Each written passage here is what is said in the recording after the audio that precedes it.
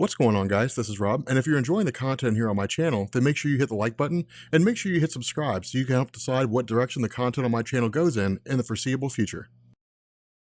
Okay, so as we pick up with the second half of the Dimension Z story, for those of you guys who are curious as to why it is that Sharon Carter is old in All New, All Different Marvel, this explains that. And that's one of the other reasons why I wanted to cover this, is because it's the little tidbits that sort of kick off with this story that end up leading us into understanding all the different facets of what's going on with All New, All Different Captain America Steve Rogers. Now, of course, again, we'll get to the whole Hydra stuff and all that once we cover Avengers Standoff, and we'll offer more of an explanation, or at least a more in context based explanation once we get to that particular story. It'll make a lot more sense once we get there. But the fact remains, following the conflict between Jet Black and Steve Rogers, what ends up happening here is Jet very much finds herself romantically interested in Steve. That's one of the crazy things that's offered here. What we're basically told is that with the upbringing that she received from her father, Arnim Zola, he kept her very isolated away from any possibility of romantic interests with other people around her. Now, a lot of this was done because of the fact that in the eyes of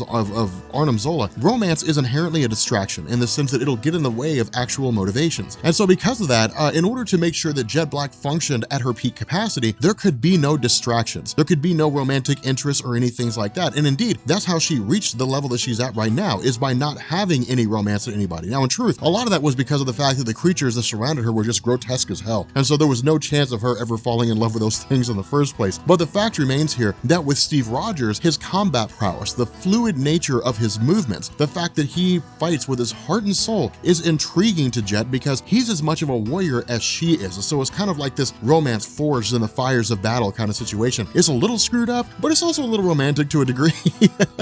You know, it's one of those weird little things, but the fact remains, Steve is very much on a mission to regain Ian from the clutches of Arnim Zola. The problem with this is that Arnim is basically going to work on Ian. He's going to work for the purpose of trying to sway Ian to his side. Now, the way this initially kicks off is that Arnim basically beseeches Ian and says, hey, look, I'm your actual father. I need you very, very much. Now, in truth, Arnim is just being very manipulative. That's all it is. He's just manipulating his son for the purpose of bringing him back under his control. Now, the reason for that is because of the fact that, remember, Arnim Zola basically plays mind games with the heroes that he goes against, specifically with Steve Rogers, because they've been enemies for quite so long. With regards to how Arnim Zola views Captain America, I would say he views him, or he really knows him as well as almost anybody in Steve Rogers' personal life, after seeing how he fights and seeing the things he cares about and so on and so forth. And so by taking control of his son, he can in turn take control of Steve Rogers. Now, this is very Nazi oriented, and that was the nature of Arnim Zola back in the day.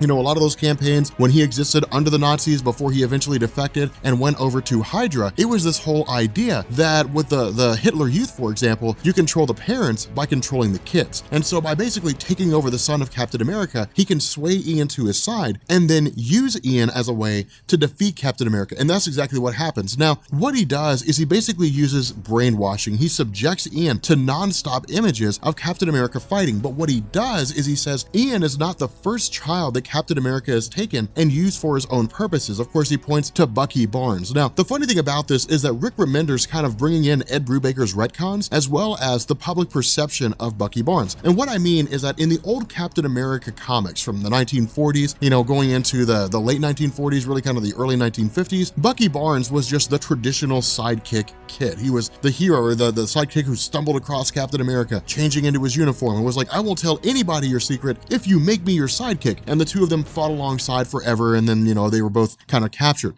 The idea of Ed Brubaker's retcons came into play in the sense that where we believed previously that Bucky Barnes had just died in the explosion of Baron Zemo's, you know, drone plane, that Bucky Barnes had actually been taken by the Russians and turned into the Winter Soldier. But prior to that, Bucky Barnes was not just some kid on a military base that came across Steve Rogers changing into his Captain America uniform. Instead, Bucky Barnes had been trained in espionage, had been trained in stealth, had been trained in torture and all different kinds of military tactics that would allow him to gain the information that he needed. Because Captain America was not willing to torture, because he wasn't willing to kill, Bucky Barnes Barnes was assigned to him in order to serve as part of the invaders. But the public perception was that Bucky Barnes was just the sidekick. And that's what Arnim Zola grabs. He grabs the public perception and then broadcasts it to Ian and says, everybody thought that Bucky Barnes was a sidekick, but he was just a kid that Captain America just took and made a sidekick of his own. Again, manipulating Ian, tricking Ian into believing certain things. Now, of course, this also coincides with Captain America arriving, to confront Jet Black. Now, of course, this is where Jet's loyalties begin to be torn, where Ian officially is brainwashed, where he's inducted into the views of Arnim Zola and basically becomes his henchman. Jet Black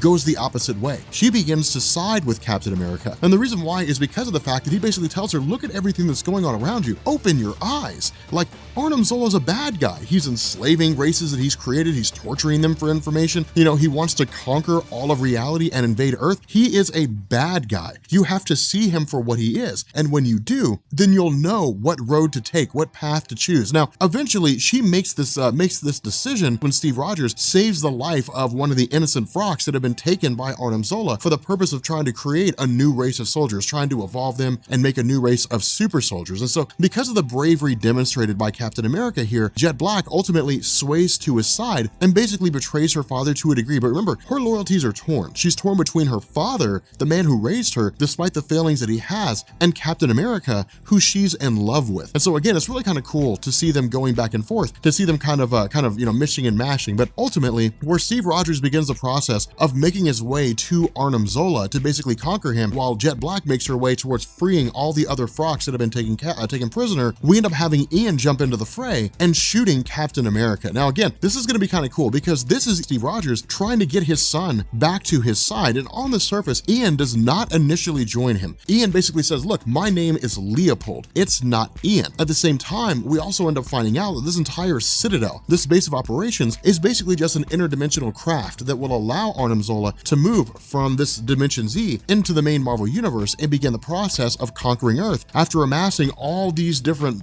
creatures that he's created as a massive army of sorts. And so again, what ends up happening here is that while Jet Black is able to free a lot of these members of the Frocks, Steve Rogers is able to finally sway his son to his side. Now, the cool thing about this, about what Rick Remender's doing with this bit of a story, is it's basically kind of harkening back to Bucky Barnes, right? I mean, for years and years and years, Steve Rogers just believed Bucky Barnes was dead. Brubaker brought that back and said, no, Bucky Barnes was alive, but he was being kept in stasis between missions by the Russian KGB to carry out assassinations on behalf of the Russian government. And so because of that, when Steve Rogers finally came to the realization that Bucky Barnes was very much alive, what it ultimately meant was that Steve Rogers could now bring Bucky Barnes back to sanity. Now, of course, what this did is it basically left Marvel with the ability to create some really, really cool stories with Bucky, where he just kind of went forward knowing his memories as the Winter Soldier and having his memories as a sidekick of Captain America and kind of finding his own way in the Marvel Universe, eventually becoming the man on the wall. But the fact remains here that this is that scenario for Steve Rogers, compounded by the fact that he views Ian as his son. He doesn't view Ian as his adopted son. He doesn't view Ian as his surrogate son. He views Ian as his son. And that's kind of the cool thing here. This is Rick Remender bringing in the concept of like parents who adopt kids, right? There are parents out there who adopt kids and that's their child. It's no one else's child. That's their child. And they raise that child as their own. They teach that child everything they believe to be right and wrong. That child might as well be theirs in terms of a biological sense. It's not, but it might as well be because they're just as good as their biological child. With Captain America, it's the same way. He views Ian as his son. He raised that child from infancy up to where he is right now. And so he's not just fighting a foe. He's not just fighting Bucky Barnes as the Winter Soldier and then using the Cosmic Cube, to help him kind of jumpstart his memories. What it is it's him trying to bring his son back. And ultimately, in this moment of beseeching his son, when he says, I love you, Ian begins to sort of snap out of it. Ian begins to wake up and basically realizes that Captain America really does care about him and view him as a son. Unfortunately, none of it matters because of the fact that Sharon Carter shoots him in the neck. She shoots him in the neck, and it is wild. It really kind of came out of nowhere. Now, Sharon Carter being here was initially just kind of like, what? How in the world did she get here? Well, Rick Remender is nothing if not a guy who knows how to tell a damn good story. And so because of this, what we end up finding out throughout the entirety of his time here, time as it passes passes in Dimension Z is much faster than as it passes in the main Marvel universe. Now, in truth, this is really just Rick Remender giving himself a way out, but we really kind of knew that was gonna have to be the case, right? Like, you couldn't write a story about Captain America trapped in Dimension Z, he escapes, and then 20 years have passed in the real world. Honestly, that just wouldn't work. We would have had to know, there would have had to be some kind of MacGuffin, right? Like a cosmic cube would have to be used, or he would have to time travel, or any number of other things would have to be invoked in order to set things back to rights. But what Sharon Carter says is, look, as soon as you took off on that subway train and things seemed wrong, I followed you. What ended up happening is that while you believe that, a decade has passed, 15 years or something like that have passed, in truth, only 30 minutes have passed in the main Marvel universe. So it's almost like he was gone for the blink of an eye, half an hour, and she's caught up with him. Now, again, this allows Marvel to kind of bring Captain America out of Dimension Z as if no time had passed at all and keep the existing continuity intact. Because remember, this is all really just kind of leading up to the collapse of the multiverse. It's all leading up to Secret Wars, and it's leading up to Captain America losing the super soldier serum in his battle with Iron Nail and Sam Wilson taking up the mantle. And so because of this, it's a multifaceted conflict on different sides against Arnim Zola. You have Jet Black freeing the different Frocks and then going against Arnim Zola, raising an army against him. At the same time, you also have Sharon Carter and Steve Rogers going against Arnim Zola proper. Now, ultimately, Sharon Carter's able to pull this off, but only in the sense that she basically has to detonate the entirety of Arnim Zola's dimensional ship, or whatever it is, in order to basically pull off his defeat. The issue here, though, is that in the process, Captain America and Jet Black are able to make their escape back to the main Marvel universe, but in the process, Sharon Carter is believed to have been caught in the explosion and basically left behind. Now, the reason why this matters is because of the fact that, again, for those of you guys who are going to be getting in, or I guess for those of you guys who are picking up with Captain America Steve Rogers from All New, All Different Marvel, Sharon Carter's old because of the fact that she's been stuck in Dimension Z all this time. Now, the reason why Captain America didn't age is because he's got the super soldier serum. He'll stay young no matter where he is. He could be in a dimension where time travels 500 times faster than it does in the main Marvel universe, and he will age accordingly. I mean, he'll still get older, but he won't age by 500 years. He'll age by a fraction of that. But with Sharon Carter,